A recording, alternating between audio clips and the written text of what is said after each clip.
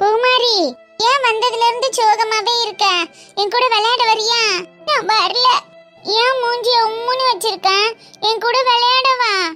நான் வர மாட்டேன். எங்க அப்பாக்கு உடம்பு சரியில்லை. எனக்கு கவலையா இருக்கு. கவலைப்படாத, டாக்டர் ஊசி போட்டா சரியா போயிரும். எங்க அப்பாக்கு தலையில அடிபட்டிருக்குன்னு பாவாடை மாமா சொன்னாங்க. அச்சச்சோ, அப்ப வலிக்கும்ல? எங்க அப்பா பாவம். எங்க அப்பா ரொம்ப நல்லவங்க. ஆனா முன்னாடி எல்லாம் உங்க அப்பா உன்னை அடிப்பாங்கல்ல, இப்ப நல்லவங்க சொல்ற? இப்பெல்லாம் எங்க அப்பா என்ன அடிக்கிறதே இல்ல. எங்க அப்பா நல்லவங்களாயிட்டாங்க. ஆமா, எங்க அப்பா முன்னாடி மாதிரி இப்ப குடிக்கிறது இல்ல. எனக்கு டெய்லியும் சாக்லேட், பிஸ்கெட், நோட்டு, பென்சில் எல்லாம் வாங்கி தராங்க தெரியுமா? எல்லார் அப்பாவும் தானே வாங்கி தருவாங்க. இதையே நீ பெருசா சொல்ற? எல்லார் அப்பாவும் எப்பவுமே வாங்கி தருவாங்க. எங்க அப்பா எனக்கு இப்பதான் வாங்கி கொடுத்தாங்க. ஆனா இனிமே எப்படி வாங்கி கொடுப்பாங்கன்னு தெரியல. அதான் எனக்கு அழுகையா வருது. அழுகாத பூமாரி, நீ அழுகிறத பார்த்தா எனக்கு கஷ்டமா இருக்கு. எங்க அப்பா செத்து போயிடுவாங்களா?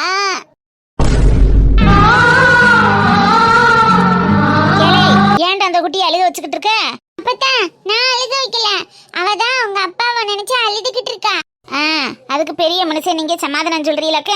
தள்ளுங்கிட்டு பூமாரி, சாப்பிட சொன்னதுக்கு தான் சாப்பிட மாட்டேன்ட்ட. இந்த முறுக்கு திங்கிறியா? நல்ல மொறு மொறுன்னு சூப்பரா இருக்கு. எனக்கு வேணாம், நான் எங்க அப்பாவை பார்க்கணும். காலையில ஆஸ்பத்திரிக்கு போய் உங்க அப்பாவை பாப்பேன். இப்ப இந்த முறுக்க தின்னு. நான் எங்க அப்பாவை பார்க்கணும். அப்பா இருக்கு ஒண்ணும் இல்லையாமட்டி. இப்பதான் ஆஸ்பத்திரியில இருந்து போன் அடிச்சாங்க. உங்க அப்பா நல்லா இருக்காரா, நல்லா பேசுறாரா, நல்லா சாப்பிடுறாரா. என் மகளையும் நல்லா சாப்பிட்டுட்டு தெம்பா இருக்க சொல்லுங்க. நாளைக்கு காலையில அவளுக்கு பிடிச்சதெல்லாம் வாங்கிட்டு வரோம்னு சொல்லியிருக்காரும்டி. நீங்க போய் சொல்றீங்க. எங்க அப்பாக்கு தலையில அடிபட்டிருக்குன்னு பாவாடை மாமா சொன்னாங்க. அவன் ஒரு கூறு கட்டவைய.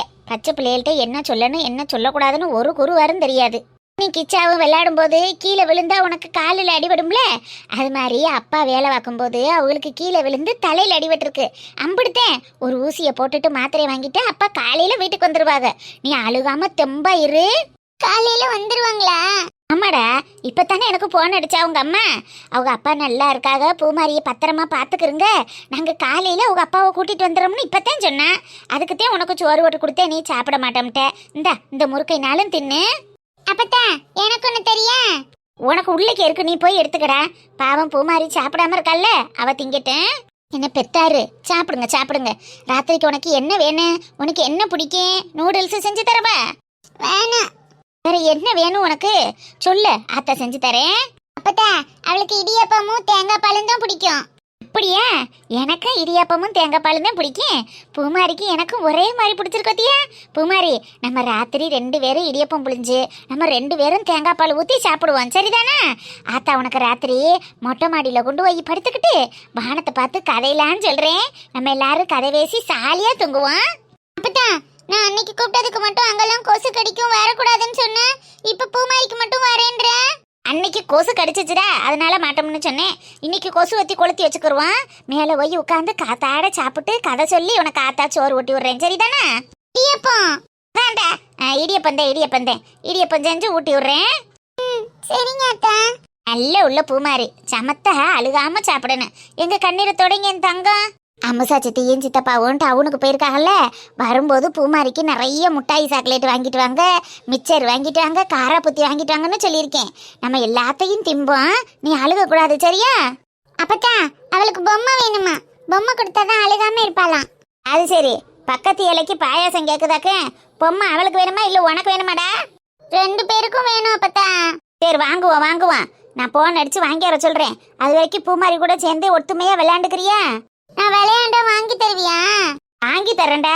ஆனா பூமாரியை நீ சிரிக்க வச்சு விளையாடணும், அழுக வச்சு விளையாடக்கூடாது, சரியா? சரி அப்பத்தா, நான் பூமாரியை பாத்துக்கிறேன். நீ பொம்மை வாங்கிட்டு வா. வாங்குவோம். நீ பிள்ளைய பாத்துக்க, எனக்கு அடுப்படியில வேலை இருக்கு, நான் போய் அடுப்பு வேலையை பாக்குறேன். பூமாரி தின்னுட்டு விளையாடு, ஆத்தா அந்த வந்துடுறேன். ஏதாவது வேணும்னா அடுப்பங்கரையில வந்து கேளு, சரியா? சரிங்க அத்தா. உங்க பிள்ளை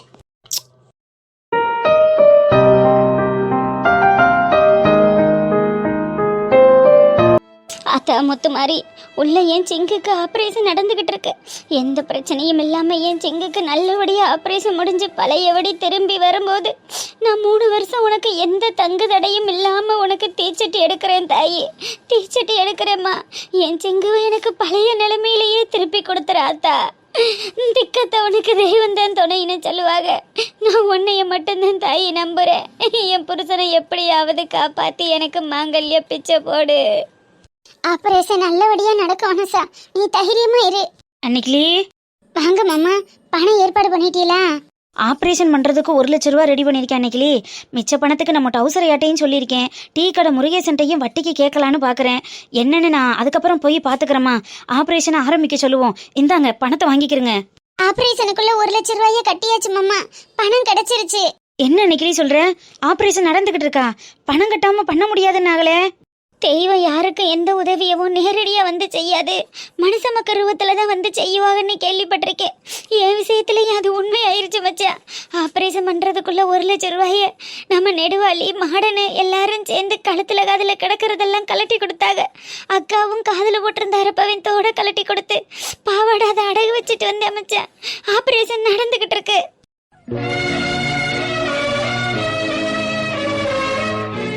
ரொம்ப நல்லது, ரொம்ப நல்லதுப்பா. என்னத்தையோ தக்க நேரத்தில் யோசிச்சு இப்படி ஒரு முடிவையினால எடுத்துச்சுகள்ல. ஆப்ரேஷன் நல்லபடியாக நடந்துக்கிட்டு இருக்கு. அதுவே ரொம்ப சந்தோஷம் மனசா. ஏதுக்கும் ஆஸ்பத்திரியை விட்டு கிளம்பும்போது 4 லட்சத்துலேருந்து 5 லட்சம் பணம் வேணும்னு சொன்னாங்க. இதில் 1 லட்ச ரூபா இருக்குது. இதை வச்சுக்கப்பா. மேற்கொண்டுள்ள பணத்துக்கு நான் வெளியில் கேட்டிருக்கேன். ஆஸ்பத்திரியை விட்டு கிளம்புறதுக்குள்ளே நம்ம எல்லா பணத்தையும் ஏற்பாடு பண்ணிடலாம். சரி மச்சான். ஆமா, இந்நேரம் ஆப்ரேஷன் முடிஞ்சிருக்குமா? யாருமே உள்ள இருந்து வெளியே வரக்கானமே. ரொம்ப நேரம் ஆன மாதிரி இருக்கு. ஏதோ கை காலில் அடிபட்டு இருந்தா கூட பரவாயில்ல. தலையில ரத்தம் உறைஞ்சிருக்குன்னு சொன்னாங்கல்ல அன்னைக்கிளி. அது பெரிய விஷயம்ல. பொறுமையாத்தான் பண்ணுவாங்க. நேரம் ஆகும் விடு. நேரம் ஆனா ஆயிட்டு போகுது.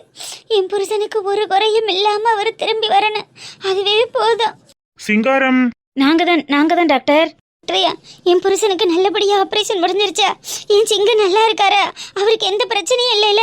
தேங்க் காட், அவருக்கு ஒரு பிரச்சனையும் இல்லாம ஆபரேஷன் நடந்து முடிஞ்சிருச்சு. கண்ணு முழிக்கிறதுக்கு ஒரு 1/2 hour ஆகும். அதுக்கப்புறம் நீங்க போய் பாருங்க. டிஸ்டர்ப் பண்ணாம ஒருத்தரா போய் பார்த்துட்டு வாங்க, சரிங்களா? ரொம்ப நன்றிங்க டாக்டர் ஐயா. அதனால ஒன்றும் இல்லம்மா, எங்க கடமையை தானே செஞ்சோம். போய் 1/2 hour கழிச்சு பாருங்க. சார், இந்த ஆப்ரேஷனுக்கு அப்புறம் இனிமே அவனுக்கு எந்த பிரச்சனையும் இருக்காதுல்ல? பெரிய லெவல்ல பிரச்சனைகள்னு சொல்றதுக்கு ஒன்றும் இல்லை சார்.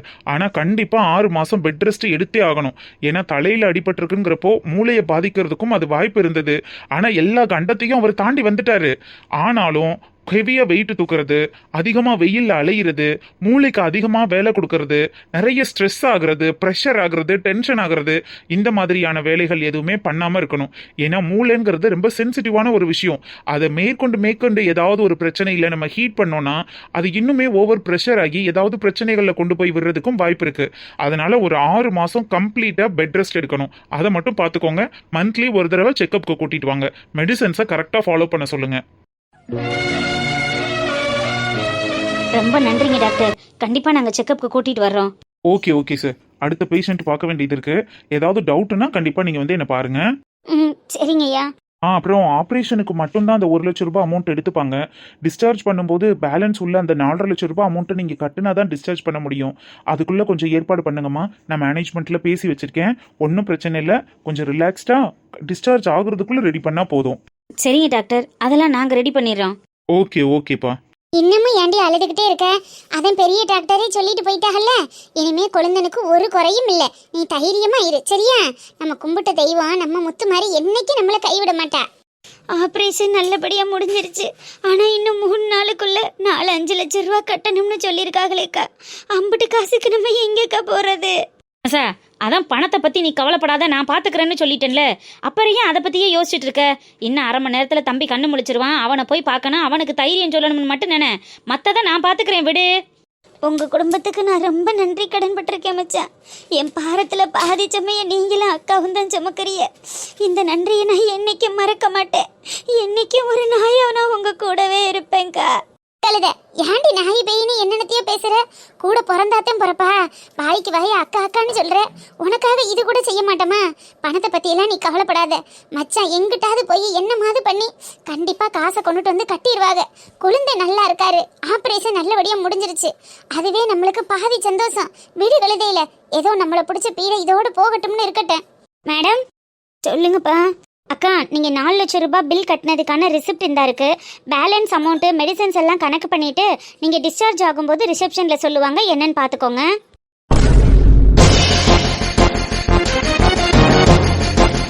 4 லட்சம் நாங்க கட்டணுமா? பில்லு மாத்தி கண்டு கொடுத்துட்டீங்களோ? இல்லக்கா, நீங்க சிங்காரம் பேஷண்டோட அட்டெண்டர் தானே? ஆமாப்பா, ஆனா 4 லட்சம் நாங்க கட்டலையே. ஆபரேஷனுக்குள்ள 1 லட்சம் தான் கட்டணும். பணம் கட்டாம எப்படி பில் கவுண்டர்ல ரெசிப்ட் கொடுத்து விடுவாங்க? அதானே, இம்புட்டு காசு யார் வந்து கட்டியிருப்பா? நாங்க தான்ப்பா வனசா கட்டணும். நீங்களா? எப்பா வனசா, நாங்க கட்டக்கூடாதா? நாங்க உன் சொந்தம் இல்லையா? அது வந்து ரெசிப்ட் வாங்கிக்கோங்க. அத்தை, மாமா. வனசா, உன் தங்கச்சியை என்னைக்கு என் வீட்டுக்கு மருமகளை அனுப்புனியோ அன்னையில இருந்து அவளையும் சரி உன்னையும் சரி எங்க வீட்டு பிள்ளைகளா தானே நாங்க பாக்குறோம். நீ மட்டும் ஏமா எங்களை அந்நியமா நினைக்கிற? உங்களுக்கு ஒரு கஷ்டம்னா அது எங்களுக்கு இல்லையா? உடனே எங்களுக்கு தெரியப்படுத்த மாட்டியா? பணத்துக்காக நீ எவ்வளவு சிரமப்பட்டிருக்க, எல்லாத்தையும் நெடுவாளி சொல்ல வந்து எங்களுக்கு தெரியுது. நெடுவாளியா?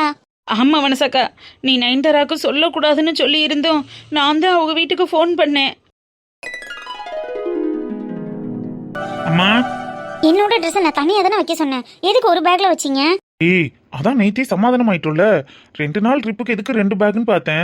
பரவாயில்ல, என்னோடத நான் தனியாவே வச்சுக்கிறேன். என்ன ஆச்சாங்க? இன்னும் சண்டை முடியலையா? ஒண்ணும் இல்லம்மா.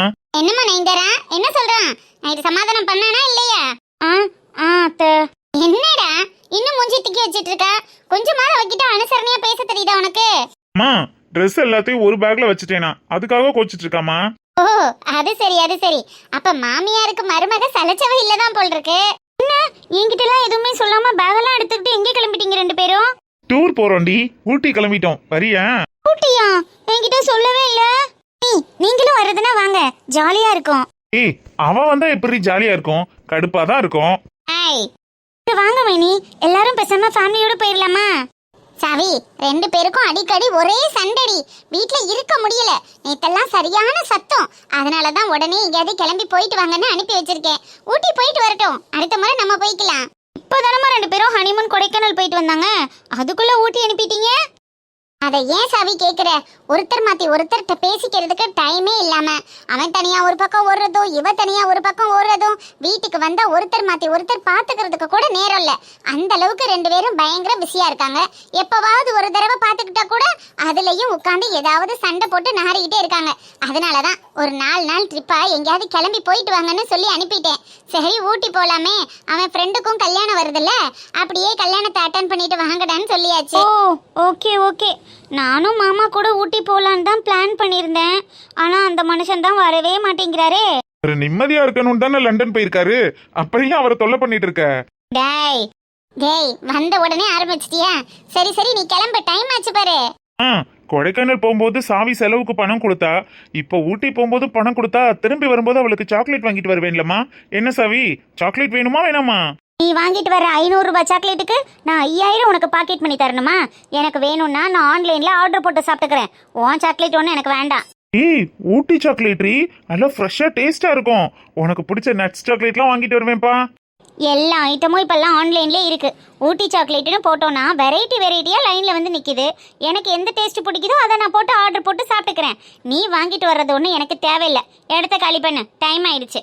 அப்போ உனக்கு வேண்டாம். வேண்டாமே, ஆனால் நயன்தாரா வாங்கிட்டு வந்தா நான் வாங்கிப்பேன்.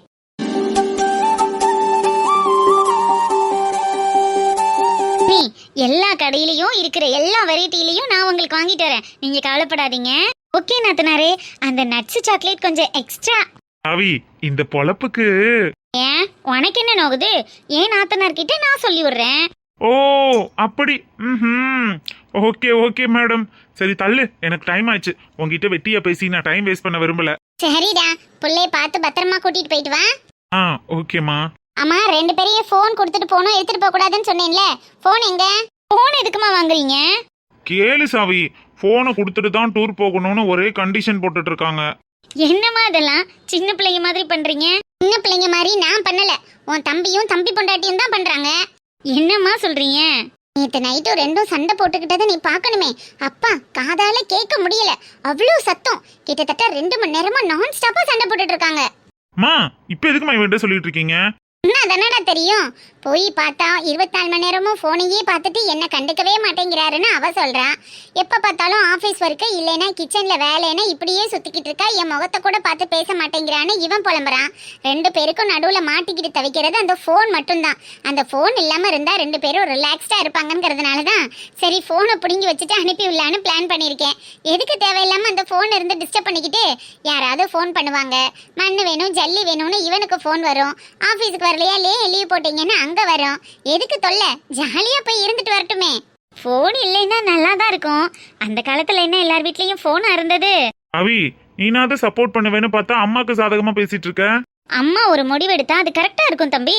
நீங்க ஃபோன் இல்லாமலே போயிட்டு வாங்க. போடி, ஒன்ன போய் நம்பினேன் பாரு. போன் இல்லாம எனக்கு பைத்தியம் பிடிக்குமே. என்ன? ஒன்னும் இல்ல வாலே, போன் இல்லைன்னா என்ன, அதான் நீ இருக்குல்ல, எனக்கு போன்லாம் தேவையில்லப்பா. அது அப்படி வாங்க வலிக்கு. அதிகாலை காற்றே நில்லு இதமான பாடல். சரி சரி, டைம் ஆயிடுச்சு. 2 பேரும் போன் எடுத்து கையில கொடுங்க. அம்மா, ஏதாவது முக்கியமான கால் வந்தா சொல்லுங்க.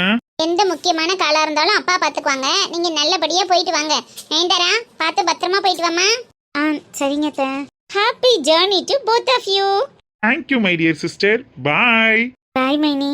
பாய், பத்திரமா போயிட்டு வா. அத்தை, நான் அக்காவுக்கு கூட கால் பண்ணல. அவ கால் பண்ணா நீங்க இன்ஃபார்ம் பண்ணிருங்க. நான் பாத்துக்கிறேம்மா, நீங்க போயிட்டு வாங்க. சரிங்க அத்தை. விக்கி. கிளம்பிட்டாங்க. ஏன், என்னாச்சு? இல்ல காளிமா, முத்துக்குமார் வீட்டுக்கு எத்தனை லோடு மணல் அடிக்கணும்னு அவங்கிட்ட தான் கேட்கணும். அதை சொல்லாம போயிட்டானே. தெரியுமே, அதனாலதான் போன் எல்லாம் புடிங்கி வச்சுட்டு போயிட்டு வாடான்னு சொல்லிருக்கேன். சும்மா இருக்க மாட்டீங்களா நீங்க? நைட்டு தான் எல்லாத்தையும் விலாவரியா சொன்னேன்ல. பிள்ளைங்க போன் டென்ஷன் இல்லாம ஜாலியா இருந்துட்டு வரட்டும். சும்மா அவங்களுக்கு மணலே இவங்களுக்கு ஜல்லின்னு பிள்ளை போட்டு டார்ச்சர் பண்ணாதீங்க. இல்ல காளிமா, உங்களுக்கு வேணும்னா நேரடியா நீங்களே போய் எத்தனை லோடு மணல் அடிக்கணும்னு கேட்டுட்டு வந்து அடிச்சு விடுங்க. இல்லைன்னா ஆள் வச்சு கேளுங்க. சும்மா பிள்ளைய டிஸ்டர்ப் பண்ணாதீங்க சொல்லிட்டேன். சரி சரி, நான் ஒன்னும் பண்ணல, விடு. மாடனே, அடி நடுவலி. இப்போதாண்டி நர்ஸ் வந்து சொல்லிட்டு போனாங்க, டிஸ்சார்ஜ் பண்ணும்போது 4-5 லட்சம் ரூபாய் ஆகுமா. அதை கட்டுனா தான் வெளியிலே விடுவாங்களாண்டி. அம்புட்டு காசுக்கு என்ன பண்ணுறதுன்னு வனசாக்கா புலம்பிக்கிட்டே இருக்கு. என் வீட்லேயும் அவ்வளோ பெரிய அமௌண்ட் எல்லாம் ரெடி பண்ண முடியாதுடி. ஜீவா கிட்ட இருக்குமாடி? கிட்ட இருந்த பணத்துக்கு தான் கல்யாணத்துக்கு ஜீவாக்கு போட்ட நகைக்கு வாங்கிட்டோண்டி. ஜீவாக்கும் வேலை இல்லாமல் இப்போ தான் வேலை கிடச்சிருக்கு. அவங்க 2 பேர்கிட்டயுமே இந்த அளவுக்கெல்லாம் அமௌண்ட் இருக்காதுன்னு தான் தோணுது. மனசாக்கா தங்கச்சி கிட்ட ஃபோன் பண்ணி கேட்போமா? அதான் அக்கா தான் நயன்தாராவுக்கு ஃபோனே பண்ணக்கூடாதுன்றச்சே. அடுத்த வீட்டில் கல்யாணம் பண்ணி கொடுத்து ஒய்யாம எப்படி பணம் கேட்கறதுன்னு ஃபீல் பண்ணுதுடி. அது கேட்கறது நியாயம் தானே. ஆனா என்னடி பண்றது? இப்போதைக்கு ஹெல்ப் பண்ண வேற ஆளே இல்ல. அதுக்கு தான் நான் யோசிச்சுட்டு இருக்கேன். நயன்தாரா நம்பர் என்கிட்ட இருக்கு. நான் வேணும்னா அக்காவுக்கு தெரியாம ஃபோன் பண்றேன். என்ன ஏதுன்னு நம்ம சொல்லி பாப்போமா? அவளுக்கும் தெரிஞ்சா ஏதாவது முயற்சி பண்ணுவாள்ல. நம்பர் இருந்தா அப்ப கால் பண்ண. ஆனா அக்கா கிட்ட சொல்லிக்க வேண்டாம். சரிடி மாடனே, உடனே பண்றேன். அவங்க திரும்பி வர நீங்க போன் அட்டன் பண்றது மட்டும்தான் வேலையா இருக்கும்னு நினைக்கிறேன். போன் அடிக்குதே, யாருன்னு பாருங்க. நயன்தாரா போன் எல்லாம் அடிக்குது. ஹலோ, யாருங்க? ஹலோ நயன்தாரா, நான் நெடுவலி அக்கா பேசுறேன்டி. சொல்லுங்கப்பா, நான் நயன்தாரா மாமியார் பேசுறேன். அக்கா, நயன்தாரா இல்ல? 2 பேரும் கொஞ்சம் வெளியில போயிருக்காங்கப்பா. என்ன விஷயம் சொல்லுமா? அக்கா, அது வந்து என்னப்பா சொல்றீங்க? எப்போ? சரிம்மா, கையில பணம்லாம் இருக்கு. நான் அவரை கூட்டிட்டு உடனே வரேன். நீங்க தைரியமா மனசா இருக்க சொல்லுங்க. தங்கச்சி இருந்தாதான் உன்னை வந்து பார்க்கணும், உனக்கு செய்யணுமா? இந்த அத்தை மாமால உனக்கு இல்லையா? தாய் தகப்பன் இல்லாத உனக்கு நாங்க ஒரு தாய் தகப்பனா இருக்க கூடாதா? அத்தை அத்தை அத்தை. ஏக்கா, இப்பதான் மனசா சொல்லிக்கிட்டு இருந்தா. திக்கட்டவங்களுக்கு தெய்வம் தான் தோண. தெய்வம் என்னைக்கு மனசு ரூபத்துலதான் வரும், நேரடியா எதையும் வந்து செய்யாதுன்னு. அது என்னமோ உண்மைதாக்கா. உங்களை மாதிரி நல்லவங்கள்லாம் இருக்கிறதுனாலதான், உங்களை மாதிரி ஈர மனசு இறக்க மனசு உள்ளவங்கள்லாம் இருக்கிறதுனாலதான் இன்னமும் நம்ம நாட்டுல மழை பெய்யுது. தம்பியை போய் பார்க்கலாமா? 1/2 மணி நேரம் கழிச்சு போய் பார்க்க சொன்னாங்கயா. ஒவ்வொருத்தரா போய் பாருங்க. மனுஷன் போட்ட கணக்க மாத்தி எழுதிடலாம். இறைவன் போட்ட கணக்க யாரால மாத்தி எழுத முடியும்? இனிமே இறைவன் கிட்ட வேண்டும் போதெல்லாம் எந்த ஒரு கஷ்டத்தையும் கொடுக்காதடா இறைவான்னு கேட்கறதுக்கு பதிலா எவ்வளவு கஷ்டம் கொடுத்தாலும் அதை தாங்கிக்கிற அளவுக்கு எனக்கு மனப்பக்குவத்தை கொடுறான்னு வேண்டிக்க வேண்டியதான். என்ன பண்றது? வாமா, போய் தம்பியை பார்ப்போம். எக்கா, எல்லாரும் ஒத்தாப்புல போனா உள்ள திட்டுவாக வனசா. நீ அத்தை மாமாவை கூட்டிட்டு போய் முதல்ல பார்த்துட்டு வா, அப்புறம் நாங்கெல்லாம் போறோம். சரிக்கா.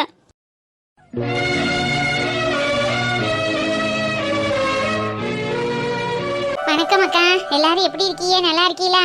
எல்லா மக்களும் நல்லா இருப்பீன்னு நம்புறோம். அப்புறம் இன்னைக்கு எதுக்காக நான் அன்னைக்கிலேயும் தனிப்பட்ட முறையில் உங்களை சந்திக்கிறோம்னா ஒரு முக்கியமான விஷயத்த சொல்கிறதுக்காகத்தான். வனசா வீட்டுக்காருக்கு 4-5 நாளா கொஞ்சம் முடியாம போச்சு வத்தியில. அதுல இருந்து மக்கள் எல்லாரும் என்ன கதையை எப்படி கொண்டு வரிய வனசா வாழ்க்கையில ஏன் இப்படி நடக்குது அப்படி இப்படின்னு கொஞ்சம் கமாண்ட் எல்லாம் சொன்னீங்க. நான் வந்து பாருங்க நிறைய வாழ்க்கையில நடக்கிற விஷயங்களத்தை எடுத்து காட்டுறேன். நிறைய பேர் நல்லா இருக்கிறவங்க எப்போதுமே நல்லாவே இருக்கணும், கெட்டு போறவங்க கஷ்டப்படுறவங்க எப்போதும் கஷ்டப்பட்டுக்கிட்டே தான் இருக்கணுமா அப்படின்னு கேட்டா அந்த மாதிரி கிடையாது. ஆனா உலக நியதி பாருங்க அந்த மாதிரி தான் நடந்துகிட்டு இருக்கு. என்னத்தை செய்ய சொல்றியே?